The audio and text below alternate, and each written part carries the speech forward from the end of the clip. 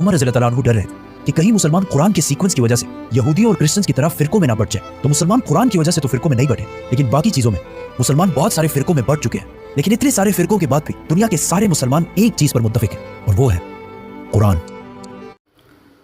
अस्सलामु अलैकुम वरहमतुल्लाहि वबरकातुहू। उम्मीद है आप लोग सब खैरियत से होंगे।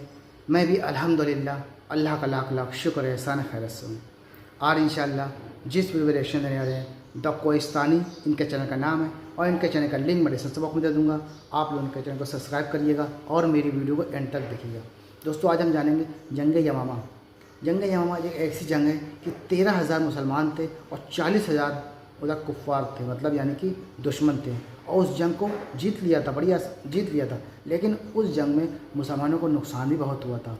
जब यह खबर मदीना पहुंची तो हज़रत उमर बिन खत्ताब ने सोचा कि इस तरह से जो शहीद हुए हैं, यानी कि 700 कुरान हाफिज़ शहीद हुए थे उस जंग में, तो इस तरह से अगर कुरान हाफिज़ शहीद होते रहे तो कैसे मामला चलेगा। तो इस तरह से उन्होंने ऐसा क्या कदम उठाया कि पूरे मुसलमान एक मुस्तहिद हों और कुरान हाफिज़ जो बने, तो कुरान हाफिज़ को पूरी, जैसे कि पहले कुरान जो नाजिल हुई थी अल्लाह ताला पे, प्यारे नबी पाक सल्लल्लाहु अलैहि वसल्लम पे, तो अलग अलग चीज़ में लिखी थी, तो कुरान को पूरी इकट्ठा किया गया।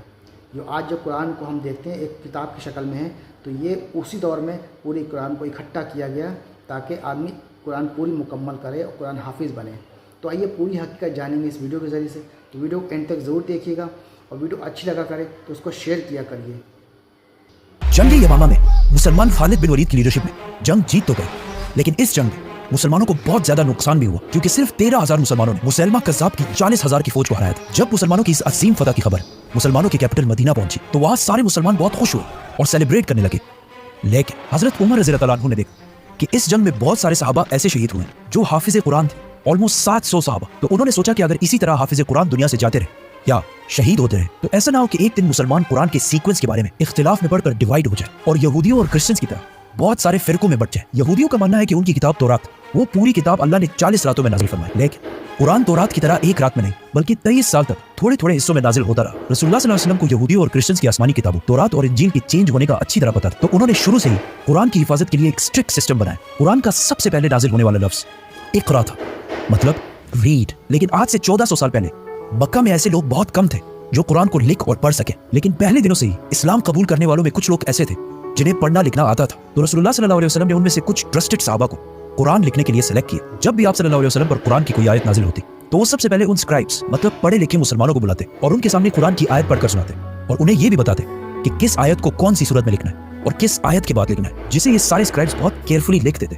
जिसके बाद दोबारा ये स्क्राइब्स उन आयत को आप सल्लल्लाहु अलैहि वसल्लम को पढ़कर सुनाते और अगर उसमें कोई गलती हो तो आप सल्लल्लाहु अलैहि वसल्लम उसे दूर कर देते। और इस तरह 2-3 बार रिवाइज करने के बाद ही कुरान बाकी मुसलमानों तक पहुंचाया जाता। कुरान लिखने और पढ़ने वाले तो बहुत कम थे, जिसकी वजह से बाकी सहाबा ने कुरान को सुनने के साथ साथ इसे ज़बानी याद करना भी शुरू किया। मक्का में बहुत सालों तक कुरान इसी तरह लिखवाया गया, लेकिन मदीना हिजरत के बाद आप सल्लल्लाहु अलैहि वसल्लम ने मस्जिद नबवी के अंदर कुरान लिखवाने का एक प्रॉपर सिस्टम बनाया। मदीना की लिटरेसी रेट, मतलब मदीना में पढ़ने लिखने वाले लोगों की तादाद मक्का से भी बहुत ज्यादा कम थी। लेकिन मदीना में मुसलमानों को एक एडवांटेज ये मिला कि वहां पहले से बहुत सारे यहूदी आबाद थे, क्योंकि यहूदियों की किताबों में पहले से ये बता दिया गया कि बहुत जल्द मदीना के आसपास एक पैगंबर आने वाले हैं। इसीलिए हिजरत से 500 साल पहले जब फलस्तीन के इलाके में रोमन एम्पायर ने यहूदियों पर जुल्म करना शुरू किया तो इनमें से बहुत सारे यहूदी फलस्तीन को छोड़कर अरब की तरफ आए और स्पेशली मदीना और इसके आसपास आबाद हुए और अपने उस पैगंबर का इंतजार करने लगे। यहूदियों की आसमानी किताब तौरात एक किताब होने की वजह से उनमें एजुकेशन की अहमियत अरबों के मुकाबले बहुत ज्यादा थी, जिससे मदीना के लोगों ने अब तक कोई फायदा नहीं उठाया। लेकिन जैसे ही रसूलुल्लाह सल्लल्लाहु अलैहि वसल्लम मदीना हिजरत करके आए तो उन्होंने यहूदियों के एजुकेशन सिस्टम से मुसलमानों को भी फायदा पहुंचाने की कोशिश की और बहुत सारे यंग और टैलेंटेड मुसलमानों को बचपन से ही यहूदियों के स्कूल्स भेजा ताकि वो उनसे पढ़ना लिखना और दुनिया की बाकी नॉलेज हासिल कर सके। इन यंग सहाबा का काम ये था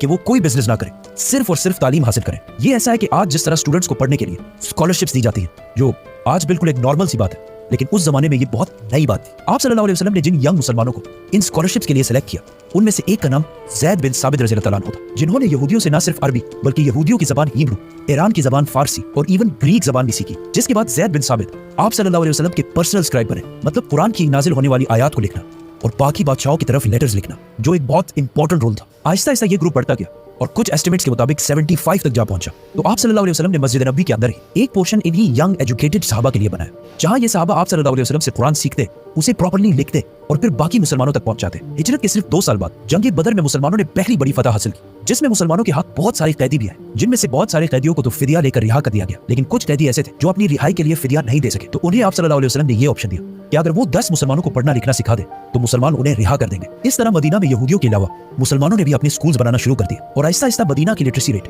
बाकी अरब के मुकाबले में बढ़ने लगी। इन स्टूडेंट्स का काम सिर्फ कुरान लिखना नहीं था, बल्कि मदीना की रियासत के बाकी डॉक्यूमेंट्स और रजिस्ट्रेशंस भी यही संभालते थे। जैसे कि आप सल्लल्लाहु अलैहि वसल्लम के हुक्म पर मदीना की पॉपुलेशन को काउंट भी इन्हीं साहबा ने किया था और यहूदियों की ताकत को टैकल करने के लिए आप सल्लल्लाहु अलैहि वसल्लम ने मदीना में एक बाजार बनाया था जिसकी सारी डॉक्यूमेंटेशन यही एजुकेटेड स्टूडेंट्स करते थे। आप सल्लल्लाहु अलैहि वसल्लम की जिंदगी में तो ये सारा सिस्टम ऐसा ही चलता रहा, मतलब कुरान को केयरफुली लिखा जाता, उसे पढ़ा जाता और बहुत सारे सहाबा उसे ज़बानी याद कर लेते। लेकिन कुरान आप सल्लल्लाहु अलैहि वसल्लम की जिंदगी के आखिरी साल तक नाजिल होता रहा, जिसकी वजह से कुरान एक कंप्लीट बुक की शक्ल में लिखना इम्पॉसिबल था। और रसूलुल्लाह सल्लल्लाहु अलैहि वसल्लम के वफात के कुछ ही अरसे बाद जंगी यमामा में 700 हाफिज़े कुरान शहीद हुए।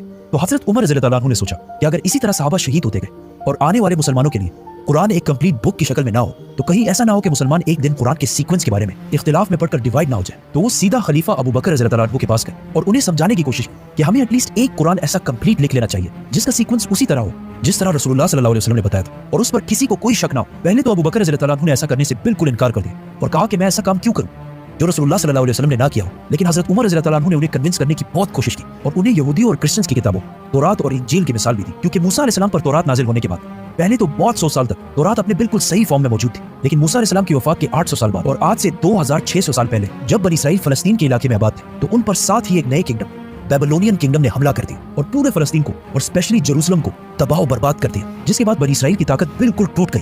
बेबीलोनियन किंगडम के बादशाह बख्त-ए-नसर नेबुकदनेस्सर को यहूदियों से इतनी नफरत थी कि उन्होंने यहूदियों के सारे टेंपल्स जला दिए और उसी के साथ सारे तौरात भी जला दिए। मतलब एक टाइम दुनिया में ऐसा भी आया कि दुनिया में एक तौरात भी मौजूद नहीं थी, जिसके बाद यहूदियों ने तौरात जीरो से दोबारा लिखी और उसी तौरात को बिल्कुल सही करार दिया। और इस तरह क्रिश्चियनिटी में भी बाइबल के बहुत सारे वर्जन्स हैं जिनमें से चर्च ने खुद ही कुछ को सही और बाकियों को गलत करार दिया। जैसे ही हजरत उमर ने अबू बकर रज़ियल्लाहु अन्हु के सामने ये सारी बातें रखी तो हजरत अबू बकर भी कन्विंस हो गए और फौरन कुरान को एक किताब की शक्ल में लिखवाने का हुक्म दिया। और इस काम के लिए उन्होंने उसी सहाबी ज़ैद बिन साबित रज़ियल्लाहु अन्हु को इंचार्ज बनाया जिन्हें आप सल्लल्लाहु अलैहि वसल्लम ने बचपन से ही खुद ट्रेन किया था। उस वक्त मदीना में एटलीस्ट 25 सहाबी ऐसे थे जिन्हें पूरा कुरान ज़बानी याद था। तो अबू बकर रज़ियल्लाहु अन्हु ने ज़ैद बिन साबित के अंदर सहाबा की एक टीम बनाई जो सारे हाफिज़ कुरान और कुरान जमा करने के लिए एक बहुत स्ट्रिक्ट सिस्टम बनाया, जिसमें सबसे पहले सारे हाफिज़ कुरान की आयत पढ़कर सुनाते, फिर उन्हें आप सल्लल्लाहु अलैहि वसल्लम की जिंदगी में लिखे जाने वाले कुरान की आयत से मैच किया जाता और इस सब के बाद भी बाहर से 2 गवाहों के कुरान के नुस्खे भी देखे जाते और इस तरह कुरान की एक एक आयत को बहुत केयरफुली लिखा जाता। और ये सारे काम मस्जिद नबवी में सारे मुसलमानों के सामने किए जाते ताकि किसी मुसलमान को भी कोई शक व शुबा ना हो। और इस तरह आखिर सारा कुरान प्रॉपर सीक्वेंस के साथ पहली बार एक कंप्लीट बुक की शक्ल में लिख लिया गया। ये कुरान कंप्लीट होने के बाद मदीना के किसी सहाबी को भी इस कुरान पर एतराज नहीं था। अबू बकर, उमर और अली रज़ियल्लाहु अन्हु सारे इस कुरान के सीक्वेंस पर राजी थे। इस कुरान के कंप्लीट होते ही इसे अबू बकर रज़ियल्लाहु अन्हु के हवाले कर दिया गया, जिसके बाद अगर किसी भी मुसलमान को कुरान के बारे में कुछ जानना होता तो वो आकर इसी कुरान से उसे वेरीफाई कर लेता था। पहले खलीफा अबू बकर रज़ियल्लाहु अन्हु की वफात के बाद ये कुरान दूसरे खलीफा हजरत उमर रज़ियल्लाहु अन्हु के कंट्रोल में आया और हजरत उमर रज़ियल्लाहु अन्हु के बाद ये उनकी बेटी और आप सल्लल्लाहु अलैहि वसल्लम की जोजा हजरत हफ्सा के पास चला गया। कुरान की सारी आयत एक सीक्वेंस में इस कुरान में जमा करने के बाद लोग दूर दूर से अपने कुरान को इस कुरान से वेरीफाई करने के लिए आने लगे और बहुत सालों तक ये ऐसे ही चलता रहा। लेकिन हजरत उस्मान रज़ियल्लाहु अन्हु के दौर में जब मुसलमान पूरे अरब को फतह कर चुके थे और इवन रोमन और पर्शियन एम्पायर को भी फतह कर चुके थे और अब एक तरफ अफगानिस्तान और दूसरी तरफ अल्जीरिया को फतह करने में बिजी थे, जिसको हम पूरा एक्सप्लेन करेंगे तो सब्सक्राइब। तो इस इतनी बड़ी एम्पायर की आर्मी में से एक फौज रशिया के बॉर्डर्स के पास आर्मीनिया को फतह कर रही थी। एक दिन वही रशिया के बॉर्डर के पास मस्जिद में नमाज के बाद कुछ लोग खड़े हुए और उन्होंने इमाम से कहा कि आपने इस नमाज में जो कुरान की आयत पढ़ी वो गलत है और वो इस तरह नहीं बल्कि इस तरह है। जिस पर कुछ और लोग खड़े हुए और कहा कि नहीं, इमाम ने बिल्कुल सही पढ़ी। इन दोनों ग्रुप्स की मस्जिद के अंदर ही बहुत सख्त लड़ाई होने वाली थी कि इस फौज के कमांडर हुज़ैफा ने इन्हें रोक दिया। जैसे ही ये फौज जिहाद से वापस मदीना पहुंची तो इस फौज के कमांडर हुज़ैफा अपने घर जाने के बजाय सीधा खलीफा उस्मान रज़ियल्लाहु अन्हु के पास पहुंचे और उन्हें कहा कि या अमीरुल मोमिनीन, उम्मत मोहम्मद को बचाए और हजरत उस्मान रज़ियल्लाहु अन्हु को वो सारा किस्सा सुनाया। असल में ये दोनों ग्रुप्स ही बिल्कुल सही कह रहे थे, क्योंकि इससे पहले कुरान सिर्फ मक्का के एक्सेंट में नहीं बल्कि अरब के बहुत सारे लहजों में लिखा हुआ था, लेकिन कुरान इतने लहजों में होने की वजह से आहिस्ता आहिस्ता मुसलमानों में इख्तिलाफ पड़ रहा था। तो हजरत उस्मान रज़ियल्लाहु अन्हु ने फौरन फैसला किया कि कुरान के बाकी सारे एक्सेंट्स को खत्म करके कुरान को एक ही एक्सेंट में लिखा जाए, मक्का के एक्सेंट जो रसूलुल्लाह सल्लल्लाहु अलैहि वसल्लम का लहजा था, ताकि उम्मत में कोई भी कुरान की वजह से इख्तिलाफ में ना पड़ सके। और इस काम के लिए उन्होंने उसी सहाबी ज़ैद बिन साबित रज़ियल्लाहु अन्हु को बुलाया और उनके अंदर दोबारा एक टीम बनाई और एक सहाबी को हजरत उमर की बेटी हजरत हफ्सा रज़ियल्लाहु अन्हा की तरफ भेजा कि वो उनसे वो कुरान लेकर आए जो अबू बकर रज़ियल्लाहु अन्हु के दौर में लिखवाया गया था। और इस तरह एक कंप्लीट कुरान मक्का के एक्सेंट में लिखवा लिया गया। ये कुरान कंप्लीट करने के बाद मदीना में और पूरे एम्पायर में ऐलान कर दिया गया कि जिसके पास भी कुरान के नुस्खे मौजूद है वो उन सारों को गवर्नमेंट के पास जमा करे और फिर इन सारे कुरानों को जो अरबी के डिफरेंट एक्सेंट्स में लिखे हुए थे और जिसकी वजह से मुसलमानों में इख्तिलाफ बढ़ रहा था, उन सारों को हजरत उस्मान रज़ियल्लाहु अन्हु ने जमा किया और उम्मत के अंदर इस इख्तिलाफ को हमेशा के लिए खत्म करने के लिए उन सारे डिफरेंट एक्सेंट्स वाले कुरानों को आग लगाकर खत्म कर दिया। और इस कुरान जो मक्का के एक्सेंट में, मतलब रसूलुल्लाह सल्लल्लाहु अलैहि वसल्लम के एक्सेंट में लिखा गया था, उसे इस्लामिक एम्पायर के सारे प्रोविंसेस की तरफ भेज दिया गया। और कुरान की जो कॉपीज इन सूबों को भेजी गई, उनमें से आज भी कुछ कॉपीज दुनिया में बिल्कुल सही मौजूद है, जिससे कुरान की ऑथेंटिसिटी का भी पता चलता है। और आज पूरी दुनिया में मुसलमान जिस किताब कुरान को पढ़ते हैं, ये वही किताब है जो रसूलुल्लाह सल्लल्लाहु अलैहि वसल्लम पर नाजिल हुई। अबू बकर रज़ियल्लाहु अन्हु ने इसे कंबाइन कर एक बुक की शक्ल में लिखा, और हजरत उस्मान रज़ियल्लाहु अन्हु ने इसे एक ही तरीके, एक ही एक्सेंट में लिखा है। लेकिन जिस बात से हजरत उमर रज़ियल्लाहु अन्हु डर रहे थे कि कहीं मुसलमान कुरान के सीक्वेंस की वजह से यहूदियों और क्रिश्चियंस की तरह फिरकों में ना बढ़ जाए, तो मुसलमान कुरान की वजह से तो फिरकों में नहीं बढ़े, लेकिन बाकी चीजों में मुसलमान बहुत सारे फिरकों में बढ़ चुके हैं। लेकिन इतने सारे फिरकों के बाद भी दुनिया के सारे मुसलमान एक चीज पर मुत्तफिक हैं, और वो है कुरान। तो ये था हमारा रिएक्शन जो आपने देखा, और वीडियो वाकई बड़ी अच्छी थी कि मुसलमान फ़िरक़ों में तो खैर बटा ही है, लेकिन यहूदियों की तरह नहीं, लेकिन हाँ फ़िरक़ों में तो तमाम मुसलमान बढ़ चुका है, लेकिन बस एक चीज़ पे है जिस पे वो कायम है, और वो है कुरान। तो कुरान बड़ी मुक़द्दस और बड़ी अहम किताब है। तो किस तरह से कुरान शरीफ को देखिए पूरा इकट्ठा किया हज़रत उमर बिन ख़त्ताब ने, क्योंकि तमाम कुरान हाफिज़ शहीद हुए थे उस जंग में, और ये बड़ी फ़िक्र की बात थी कि इस तरह से अगर कुरान हाफिज़ शहीद होते रहे तो कैसे मामला चलेगा। तो इसलिए कुरान को पूरा इकट्ठा किया गया, जो आज हम किताब की शक्ल में देखते हैं। तो उम्मीद है दोस्तों आपको हमारी ये वीडियो अच्छी लगी होगी। वीडियो अच्छी लगी हो तो इसको शेयर करिएगा, और मिलेंगे इंशाल्लाह फिर आपसे नेक्स्ट वीडियो में। तब तक के लिए अस्सलाम वालेकुम व रहमतुल्लाहि व बरकातहू।